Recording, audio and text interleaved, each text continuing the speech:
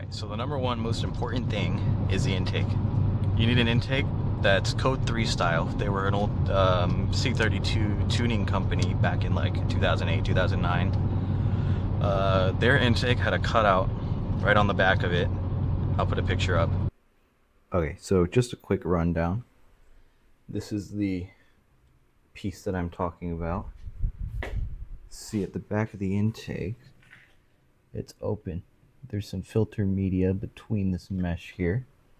So when you have boost, it's literally just coming right out here, right in front of the windshield. That's why it's so audible from inside and outside the car. That is the number one most important thing to make a supercharger as loud as possible. Because, as you can hear, it is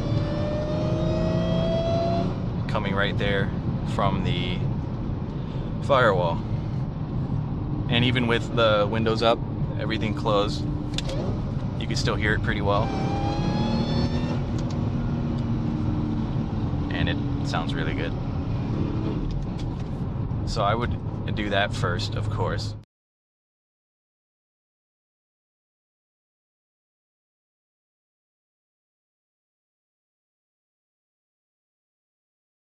Next thing you want is a smaller pulley. A smaller pulley makes more boost. As you can see here, you can see my car made a max of 15, and that wasn't even a red line. A red line, it will make about 18, 19. And I only have a 65mm pulley. So if you go even smaller than a 65, you're gonna get more whine, because the more air being forced through the supercharger, the more whine you get. I'm running a 65mm pulley. It is on a fixed pulley tune, which locks the pulley whenever the engine starts. And I have a switch inside the car that shuts it off and turns it back on, which is good for fuel economy. You will also want a belt wrap kit if you're running a smaller pulley. This is a custom belt wrap kit. You can see I moved the original idler that was here down here using a new bolt through the alternator bracket. And then I found a nice, or a friend found a nice Gates idler pulley right here that goes where this one went.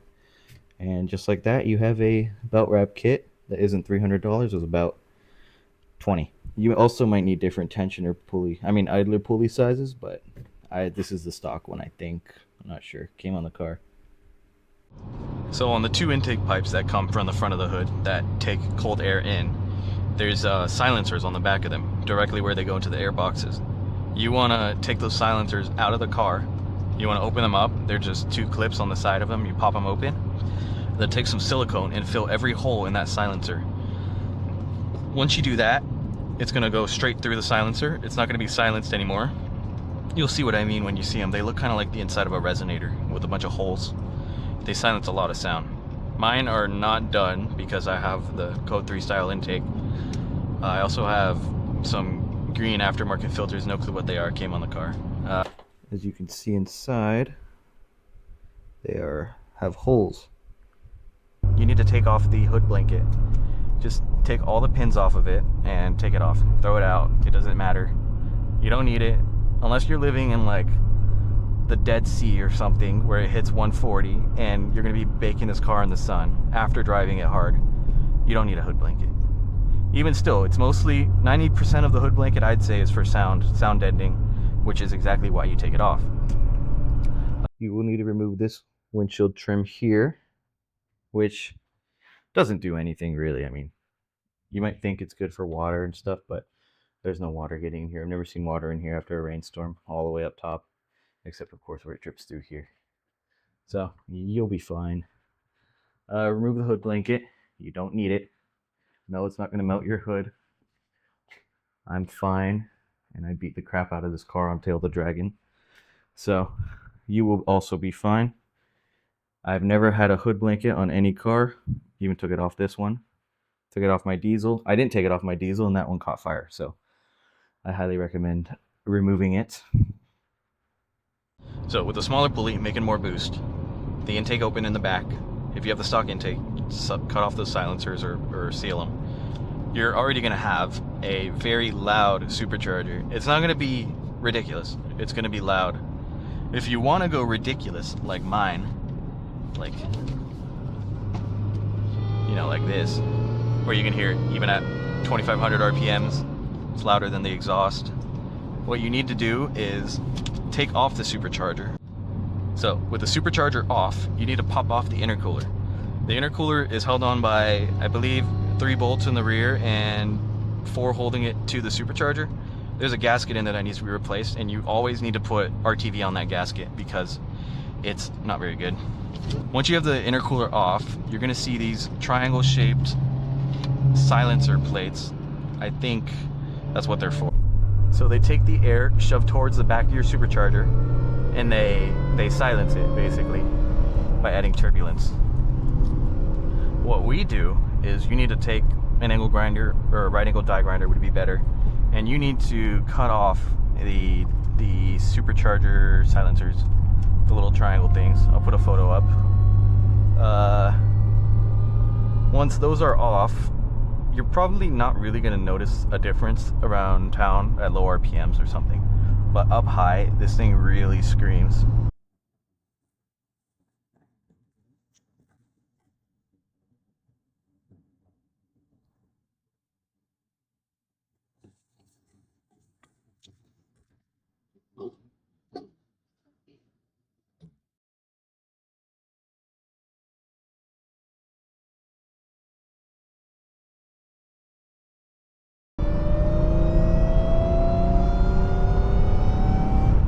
I mean, you can really hear the difference. Like, it's insane. It is a huge difference. The supercharger is significantly louder than the exhaust, I think, from the inside at least. Oops, crossed the mustard. Don't do that. Well, yeah. Once those supercharger plates are off, you're gonna notice up high a lot more supercharger noise, you know? You're not really gonna notice it down low, going around town. You're not gonna notice it, you know? I mean, it's louder, sure. But up high, when you're at, what, I make 19 PSI, you're gonna be really hearing it a lot. Especially if you're smaller pulley than I am. Like if you're running a 61 or a 60 even, or you're stacked 180 with a 65 like some of my friends, you're gonna really hear that supercharger. One of the other big things that would throw off your supercharger sound is if your exhaust is too restrictive. You need to find a good balance between exhaust and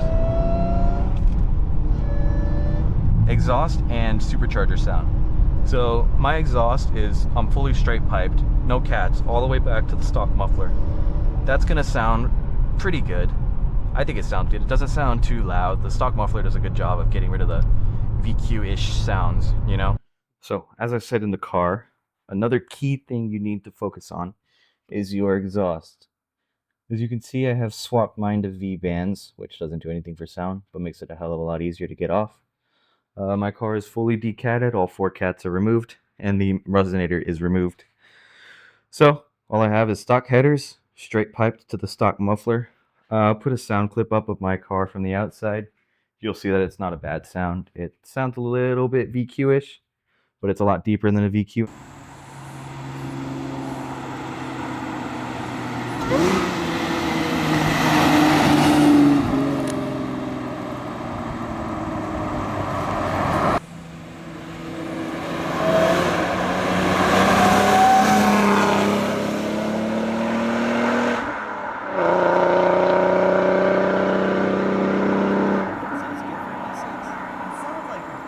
If your exhaust is too loud, you're obviously not going to be able to hear the supercharger. Even from the outside, you'll probably hear the supercharger. It won't be as loud because your exhaust will be drowning it out. So I highly recommend keeping your exhaust toned down. I honestly think these cars sound absolutely horrible with any exhaust louder than mine. So please don't do it. Do yourself a favor. Do your neighbors a favor. Your supercharger will be much more audible, which is a much nicer sound than the exhaust. So honestly, I would just do that. It is very important that you don't straight pipe this car if you want supercharger sound. So there's a few mods you can do to your car. that can make it whine a lot louder. One thing you could do is a larger wide pipe into pod style filters, like an aftermarket filter, like the FTP filter, or needs wings. Personally, I don't think those intakes are much better than stock. You're not going to be gaining that much power. I would stick with stock. You're going to be fine. A larger throttle body will 100% help. You can get a throttle body from an M273, like the E550, from the 212 generation, and that will be I believe it's an 82 millimeter throttle body. There's some throttle body adapter kits on eBay that are about 100 something bucks. So buy that, throw that adapter on, get it tuned, and you will have more whine because you're getting more air in. Air is the key to any modification to get more whine. The more air, the more whine. Unless, of course, you're dropping PSI by doing like crossovers or something, you're going to lose some whine, but that would be worth it for power. Another thing you could do is a sound tube. Some cars have it, like the 5.0 Mustang. They have a sound tube that comes from the back of the intake and goes into the cabin in order to get intake sounds. That would work on this car. I don't really see the point because of how loud the whine is already. If you really want it to be deafeningly loud inside the cabin, you could do a sound tube. Alright, so quick final rundown. Windshield seal off. Hood blanket off. Seal these. Code 3 style intake. Cut out your panel under the supercharger, the silencer port or whatever it's called, the triangle thing. Don't know what it's called. Smaller pulley. Yeah, that should be about it. Once you do all that, your supercharger will sound like mine, and rip.